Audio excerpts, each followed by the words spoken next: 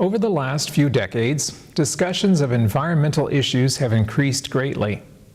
Perhaps the most contentious argument has been the reality or not of climate change. Due to the 2015 papal encyclical Laudato Si, constant media discussion, and the changes of presidential administration in America, this has become a pressing issue for many people. But is the crisis real? And is the Catholic Church's proposed cure worse than the disease? Does Pope Francis have a hidden agenda that affects you and your faith? What is the truth of climate change, the Pope's solutions, and our response to this issue? I have decided to tackle the science and politics involved and hopefully provide an Adventist perspective to this debate. We first need to understand basic underlying terminology.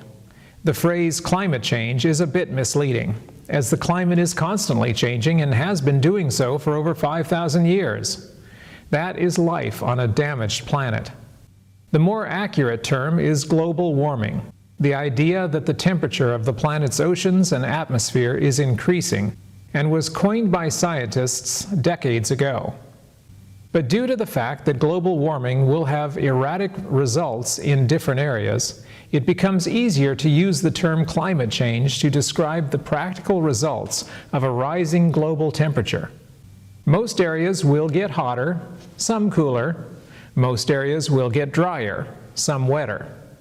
All areas will be subject to greater extremes than normal, resulting in increased damage caused by the weather. Some critics have seen a sinister motive in the changing name of this issue, but in reality, it is just a more easily understood name for the same phenomenon. One name refers to the result, the other name refers to the cause.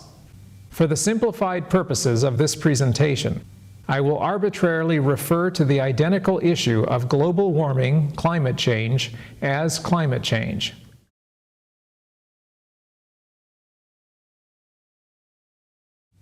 Our first question: is climate change real?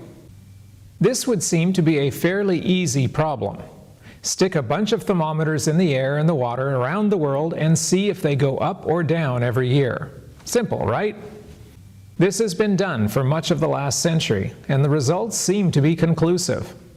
The global temperature has been rising rapidly and is now at record highs. There are fluctuations and complex patterns involved, but the overall trend is dramatically up. But there are many voices that claim these results are rigged or statistical illusions. Is there any other evidence to support these claims? There are some arguments for climate change that are based entirely on faulty assumptions. Ice core and peat layer samples that supposedly give a history of Earth's climate are not helpful, since these historic estimates are based on evolutionary dating systems that have serious flaws. Time forbids a review of the inaccuracies of these dating methods. But to go back millions of years to see how the climate has changed will lead to no useful information. My ministry is called Ask the Animals Productions. I prefer to follow God's command in Job to ask unbiased animals what is going on rather than humans who have axes to grind. What do the animals tell us?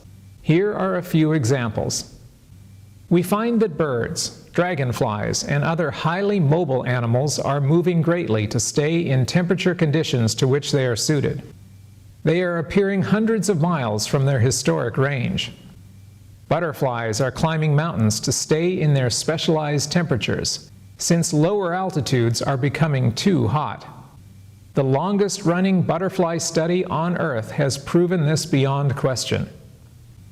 Polar bears, ringed seals, and bearded seals are starving to death as their ice habitat melts at the wrong time of year. Caribbean seabirds are starting to breed months earlier than they did historically, since spring starts earlier now. Canadian red squirrels breed 2 weeks earlier than they did previously. Marmots emerge from hibernation 3 weeks earlier than recorded just 30 years ago. More disturbing, caterpillars are hatching earlier each year with warmer temperatures, but the warblers that feed on them are still going by length of day to know when to lay eggs.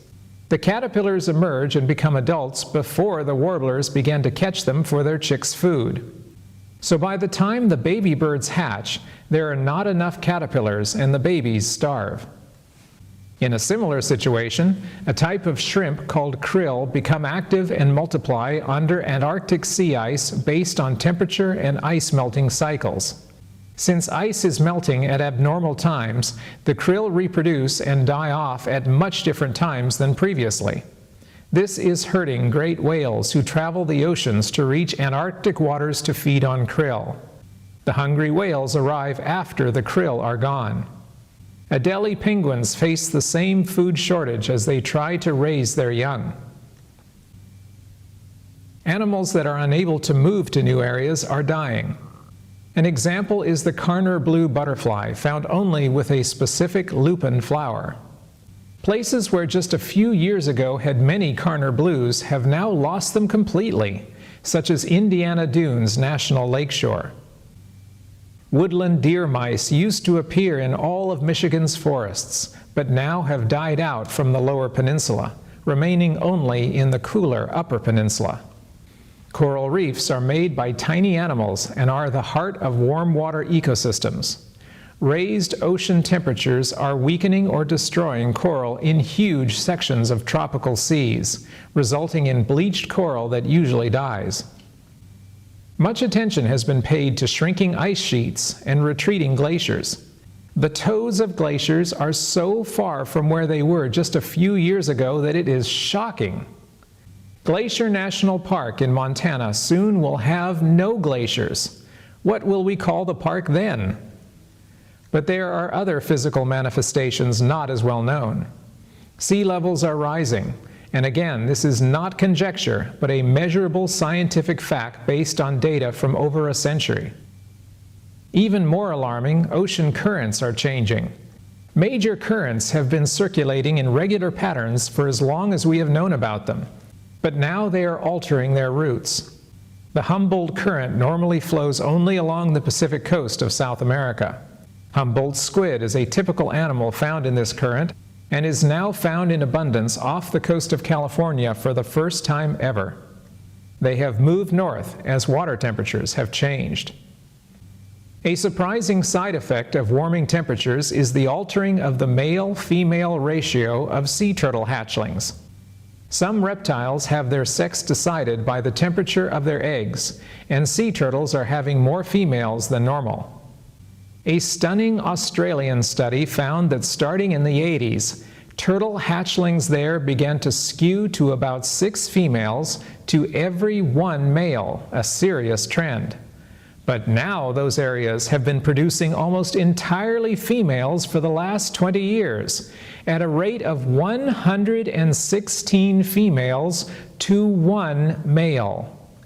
This shocking discovery means the eventual collapse of the population, for when these turtles mature, there will not be enough males to continue to breed. As a naturalist, I encounter examples like this constantly. Only time prevents an exhaustive list of changes that animals are revealing. I could easily double the length of this presentation with examples of nature illuminating disturbing alterations.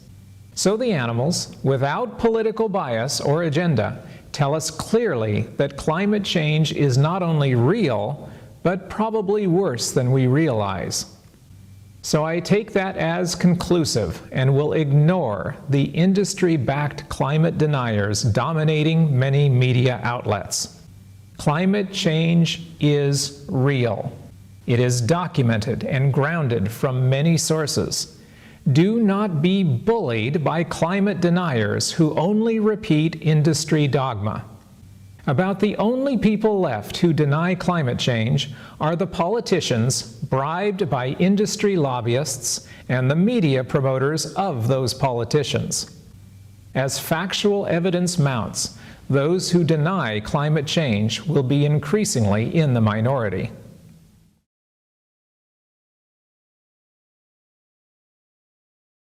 This leads to our second question. Is climate change caused by humans or natural forces? This is a more legitimate question and offers room for differences of opinion. Much effort has been put forward to demonstrate that modern industry pollution has caused current climate change. Others claim it is a natural variation of the Earth or is caused by sunspots. But if it is a natural variation, then why aren't the animals adapting to this supposedly natural change? Change is happening so fast that species cannot respond quickly enough and are going downhill. Changes this rapid only happen from dramatic world events, such as the massive changes after the flood. Nothing obvious has occurred in the last few centuries to account for what we see. And the sunspot hypothesis has totally fizzled, since it predicted an overall cooling that has failed to occur. So are humans responsible? The evidence leans that way, and is it really any surprise? The Bible repeatedly shows the wickedness of humanity and how the earth is ruined because of it. Hosea 4 verses 1 to 3, Isaiah 24 verses 4 to 6, Jeremiah 12 verse 4 all strongly state that the earth suffers because of human defilers. Many other texts, Ecclesiastes 9 verse 3, Jeremiah 17 verse 9, Romans 1, show that any human apart from God is wicked and always will be wicked.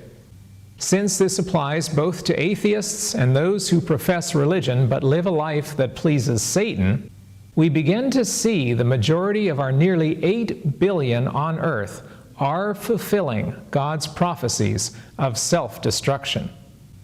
When our population was low, the contamination we produced was limited in extent and duration. But with people now everywhere and using huge amounts of resources, the direct and indirect destruction is overwhelming the ability of the planet to recover. Nearly all seabirds have plastic in their stomachs. Seafood and fish are so full of toxins and metals that the myth of healthy fish is one of the big lies of industry propaganda. The tuna or salmon you eat will kill you just as quickly as the factory-farmed pig or chicken. Flocks of birds drop dead out of the sky for no apparent reason. Frogs are born with multiple legs or other grotesqueries. Store-bought weed and bug killers are one of the main reasons that 40% of insect pollinator species are now going extinct. GMO crops contaminate wild plants with their toxic pollen, and so monarch butterflies are vanishing.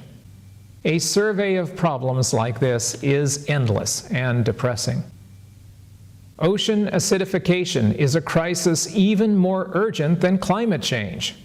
Pollution entering the oceans is changing the pH balance of the water. Even a small change will quickly destroy Earth's ocean life. Revelation 8 predicts a massive loss of life in the seas, even before the plagues of Revelation 16 destroy sea life completely. Furthermore, half of the vertebrate wildlife on Earth has been lost since the 1970s. That means that if 100 individual animals lived in a patch of forest or desert or wetland in 1970, there are 50 animals there now, on average. Think about how much carnage would be required to destroy half the human population in 50 years. That is the carnage that has been inflicted upon the animals. The deliberate brutality involved for sport and greed, as well as the indifferent destruction by industry and development, is so overwhelming that the mind retreats before it. With all of humanity's proven crimes against nature, is it any surprise that human pollution is altering the climate of our globe? But climate change poses a unique problem in trying to stop it. Our third main question is, what can we do to stop climate change? If it is natural, then there is obviously nothing that we can do. But assuming climate change is human-caused, can we stop it? The answer is not positive. If we stopped polluting immediately, everywhere, without making any more mistakes, the effects will not begin to help for nearly a century. We have already done so much damage that the short-term consequences cannot be prevented. This is not a popular topic of discussion because people give up if their own lifetime cannot be improved. The discussion would have to focus on helping our descendants, and most people are too selfish to care about them. Instant gratification is all that resonates in our selfish age. There is even more of a disconnect with Christians who believe in an imminent coming of Jesus to restore humanity and the world that He created. Why should Christians care what happens now, since soon there will be a newly remade world? There are two major problems with this view. First, we have no timetable of when Jesus will return. We are only told that He will return. And nowhere has God promised that He will prevent us from suffering the consequences of our actions. Just the opposite, in fact. If we are still here in a century, this planet may be so miserable and unlivable that it will be a nightmare for those relatively few survivors who manage to hang on. God has told us through the Bible and Ellen White that He is really waiting for us, not the other way around.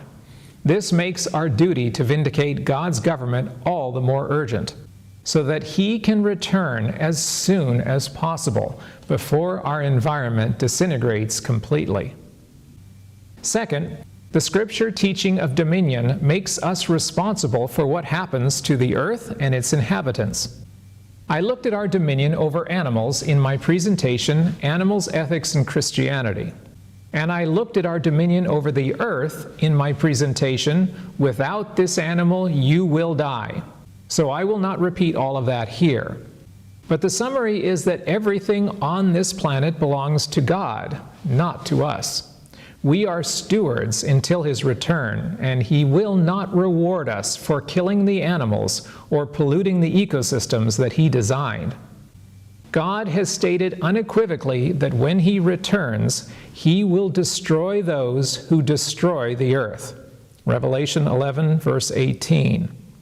Please note that there is no text to be found that says that God will destroy those who preserve the earth.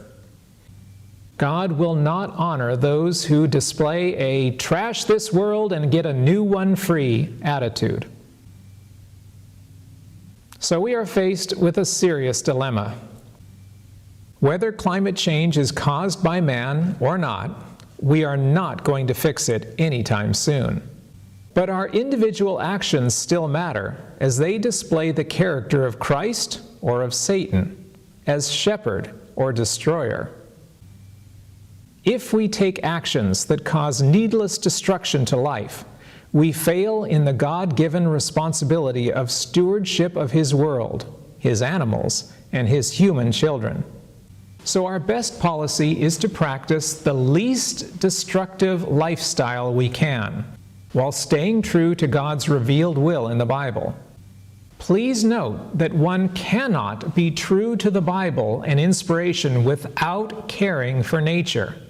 But to care for nature without following the Bible is just as pointless. And this brings us back to the Pope.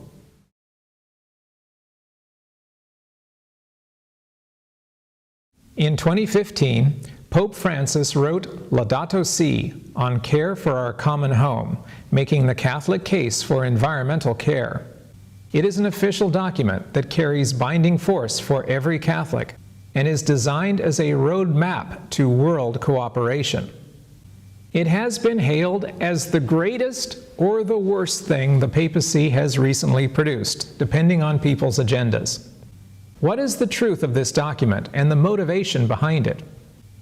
I have read the entire document, unlike most of the people who either attack it or praise it. I will now analyze the theme and agenda of this historic missive. The claim that this document is just about climate change is totally false. This is a sprawling paper that touches on many concepts and doctrines. There is Mariology, sacrament advancement, and the promotion of Sunday worship replacing the seventh-day Sabbath of the Bible. Francis uses this document as a soapbox to preach the Catholic version of religion. But his central themes are care for the environment and the poor. About 75% of the massive document is an analysis of the problems facing the earth, the poor, and society in general. And I challenge anyone to find any flaws in his review of the problems we face. Francis argues that our world is disintegrating and human life is pretty miserable all over, from rich to poor. Those critics who pretend this is all doomsday whining are wearing a blindfold and will be very surprised when everything collapses around them. Francis condemns consumerism and our shallow society that cares for nothing except the next shot of entertainment. Spirituality is stressed as a cure for the world's ills, and Francis demands a new understanding of the kinship of all created life. How can anyone argue against that? His basic message of the disease of sin is everything true Christians have been saying for centuries. The danger comes not from Francis's analysis of the problems, but rather his proposed solutions. To be honest, there are few offered by him. He gives general platitudes, but he refrains from many specifics. He does promote economic systems that are alien to normal Western systems. He wants a leveling of the world's wealth so that all are cared for. But of far more interest is his proposal that the only way to enforce worldwide compliance to environmental standards is a single agency that has binding power over all nations. Quoting from paragraph 175, "It is essential to devise stronger and more efficiently organized international institutions with functionaries who are appointed fairly by agreement among national governments and empowered to impose sanctions, to manage the global economy, to revive economies hit by the crisis, to avoid any deterioration of the present crisis and the greater imbalances that would result, to bring about integral and timely disarmament, food security and peace, to guarantee the protection of the environment and to regulate migration. For all of this, there is urgent need of a true world political authority." Who will lead this all-powerful agency that will control all aspects of life in order to save the planet? Francis doesn't say, but I'm sure if nominated, he would reluctantly accept the role. Just temporarily, of course, until the burden of leadership can be laid aside. History knows only one outcome of this scenario, that absolute power corrupts absolutely. I leave it to you to imagine what a church dedicated to replacing the Bible Sabbath and teachings with doctrines of 1,500 years of human pronouncements would do with unlimited veto-proof power. But there are other serious issues involved. Francis proposes several reforms to help the environment in the short and long term. All of them are very familiar to anyone listening to environmentalists for the last 30 years. Recycling, reduction of fossil fuels, increased mass transit, eliminating consumerism as the driving goal of economies. All of these are worthy goals and have been preached by many people for decades. In fact, Francis has basically regurgitated environmental doctrine without inventing anything new himself. Reading Francis's hard-hitting exposé of destruction, one would expect the Pope to address all the concerns killing the earth and the poor. But here is where the duplicity and the agenda of the papacy is truly revealed. What is missing from Francis's description of why we are in our current crisis? What is actually the single driving force behind virtually every area where humans are destroying ourselves, such as deforestation, topsoil erosion, freshwater scarcity, air and water pollution, loss of biodiversity, social injustice, and the spread of human disease? The industry most to blame for the mess we are in is not oil or coal, but rather the meat industry. For the sake of simplicity, I will refer to several branches of animal killing by the single title of meat industry. This includes factory farms, rangeland ranching, hunting for food, commercial fishing, and egg dairy production.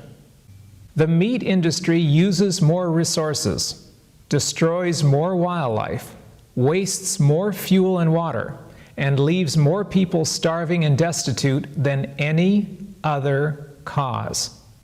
This is above and beyond the mass suffering of the animals killed by this bloody industry. Any plan to save the environment that ignores the meat industry is preordained to fail. And that is precisely what the Pope's plan does. There is not a whisper in the entire encyclical of this central issue. How can this be? The reasons become clear when we look at the environmental groups who dominate climate change discussion. They also refuse to acknowledge the evil the meat industry causes. They pretend that taking shorter showers and driving a Prius will solve all the world's ills. I'm using hyperbole, of course, but the reality is that mainstream environmentalism has refused to address meat despite the overwhelming damage it causes. By contrast, those organizations that focus on animal protection or animal rights usually have been loudly condemning the cruelty and waste of meat for decades.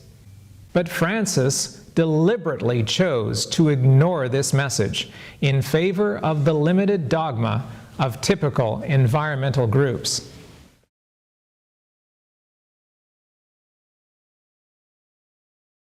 For those not aware of the subtleties that separate various activist groups, a brief clarification might be helpful. Groups labeled as green often have very different motives and agendas. Typical environmental groups focus on protecting species rather than individual animals. They usually support sport hunting and fishing, meat eating, and most killing of common animals. By contrast, animal rights protection groups focus on protecting individual animals by opposing sport hunting and fishing, meat eating, and most other forms of cruelty. This puts many green groups at odds about what is the most urgent threat to nature. Nowhere is this more evident than in the meat industry. Animal groups oppose the waste, cruelty, and destruction of the meat industry. Environmental groups actively try to ignore this issue. If you doubt this, watch the documentary Cowspiracy and see the leadership of famous environmental groups squirm when asked about the meat industry. There is even a possibility that pro-meat industry groups actively fund environmental groups to keep them quiet on this issue. It is shocking. This means that there are two contradictory views of the importance of the meat industry. Those who view the meat industry as merely a cultural choice that can be continued indefinitely, and those who see the industry as so destructive that it needs to end immediately. The overwhelming evidence is on the side of those who see meat as a great threat to animals, nature, and humanity. Animals raised for food require massive amounts of land and food and water. The meat industry generates enormous pollution from fecal waste, pesticide and herbicide use, and energy consumption. The very premise of meat eating leads to collapse, as the resources used are squandered to provide a small end product for the privileged few. The Adventist Health Study has compiled extensive evidence documenting the consequences of meat to the environment. They are currently publishing their findings on the many dangers involved in society's meat addiction. The meat industry as a food source is demonstrably unsustainable. If humanity maintains or increases its meat consumption, mass starvation and conflict over dwindling food and water resources will result. The United Nations, in assessing causes of climate change, have placed the meat industry at the very top of the list, since so much energy is wasted and so much pollution is generated. Every other industry generates less climate change effects, including coal and petroleum production. Objective analysis of the many problems caused by meat will show that those who ignore it are doomed to fail in any effort to save the planet. Which brings us back again to Pope Francis's encyclical. There is not a whisper about meat and its consequences by Francis. He deliberately ignores this issue and gives the same band-aid solutions most environmental groups favor. Why would he do this? Is it because the papacy is ignorant of the damage that meat causes? Impossible, since the evidence is readily available and has been for a long time. So it must be a deliberate choice to hide the issue. He talks about economic systems. He talks about spiritual values. He talks about fossil fuels and renewable energy, and he even talks about saying grace before meals. He does not talk about meat. This is inexcusable. This shows that he is not interested in real solutions. Instead, he is interested in saying what he knows mainstream environmentalists want to hear. Instead of honestly trying to solve environmental problems, this document is specifically crafted to convince an environmentalist audience that he is one of them. I cannot emphasize this enough. Francis champions the poor extensively and then ignores the fact that every year America alone wastes enough grain on farmed animals to feed over 8 billion humans. Hello? Starvation could be virtually eliminated from our planet if we fed the food America already grows to people rather than to cows and pigs. If Francis really cared about the poor, he would have made this a central core of his agenda. Biodiversity hotspots are being destroyed in the tropics so that cows can graze on the ruins. If Francis really cared about biodiversity, he would have condemned the massive expansion of ranching to third world countries, which also cripples the poor by eliminating the ecosystems that they depend upon. The meat industry produces staggering amounts of waste that contaminates fresh and salt water. If Francis really cared about pollution, he would have condemned factory farms spewing filth onto the landscape. The fishing industry rapes the oceans to the point of ecosystem collapse, and all those poor who depend upon the sea get poorer. If Francis really cared about the seas, he would have demanded that nations focus on tofu rather than tuna. Mounting unsustainability of a world based on a meat economy threatens future generations with ruin and madness.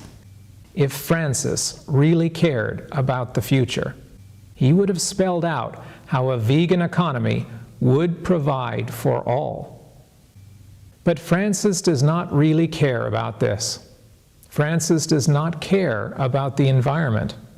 Francis does not care about the planet. And Francis does not care about the poor. His proposed solutions would have been utterly different if he did. So what does Francis care about? Well, remember paragraph 175 that I already quoted from? About a world political authority that has the power to impose sanctions to save the planet? That is what Francis cares about, and the sole reason for this document. Francis cares about power, and Francis cares about control. He has jumped on the environmental bandwagon to become the religious leader that secular and Eastern religions can follow. Stunningly, he even uses the term Mother Earth toward the end of the document, slyly identifying himself with the paganism many New Agers follow with their worship of Gaia, Mother Earth.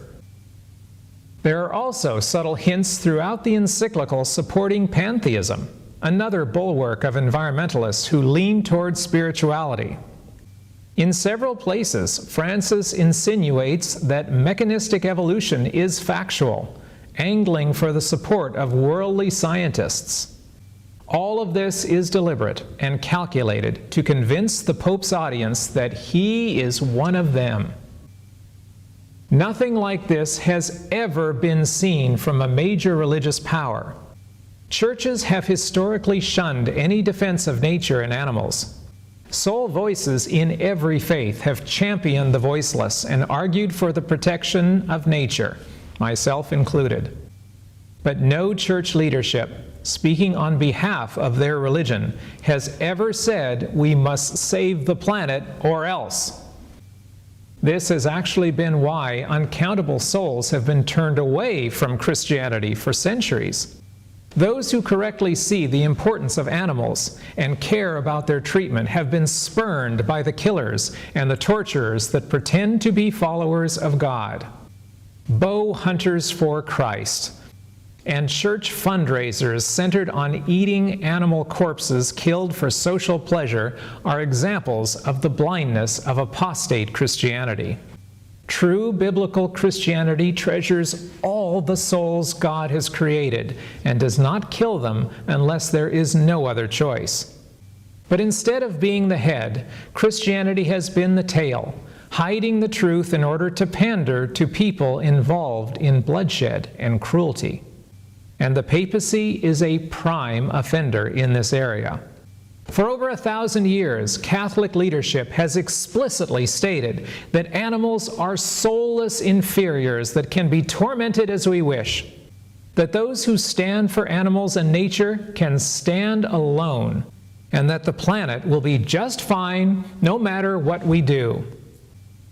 The position now held by Rome is diametrically opposed to everything they have ever stood for.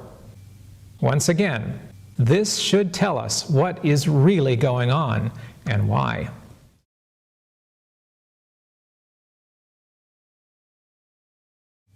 So, Mene, Tekel. We have weighed climate change, Pope Francis, and vegetarianism. Which of the three is found wanting? What should be our conclusions, and how should we respond? Number 1. Should we care about God's creation? Of course. God told us to do so. If we do not, He will count us unfaithful stewards of His property. Revelation 11, verse 18. Number 2. Should we care about the lives of animals? Of course. God told us to do so. If we do not, He will give us the same answer He gave to Balaam after he beat the donkey. Patriarchs and Prophets, page 443 to 444. 3. Should we care about the poor? Of course. God told us to do so. If we do not, He will eventually tell us, "Depart from me, ye cursed." Matthew 25, verse 41. This brings us to a final truth. Since the papacy seems to have another agenda besides what Francis claims, it is critical that opposition to his proposals be handled correctly. Under no circumstances should we stand with the destroyers of life in order to oppose the papacy's real goals. First of all, do not claim climate change is a hoax, as the public will quickly dismiss you as unaware of all the available evidence demonstrating its truth. Climate deniers are now seen as the flat earthers of the 21st century. Most importantly, don't defend cruelty to animals and exploitation of nature in order to defy the statements of caring that the Pope has professed. But can we really care about creation and animals and the poor without following Pope Francis's true agenda? Absolutely, since Francis no more cares about animals or the environment or the poor than he cares about you, which is not at all. Never let anyone brand you as a New Ager or a Catholic or an atheist for following the truths of the Bible. The Bible transcends all the political agendas and the deceitful plans of those working toward their own aggrandizement. The truth remains the truth, even when superficially used by selfish schemers. Even if they wear a cloak of some Bible truths, look beneath to see their true colors. And the final truth? Stop eating animal corpses. Meat kills all involved with its production and use. You, the animals, the poor, and the planet. Let cruelty go and reach forward to the diet of eternity.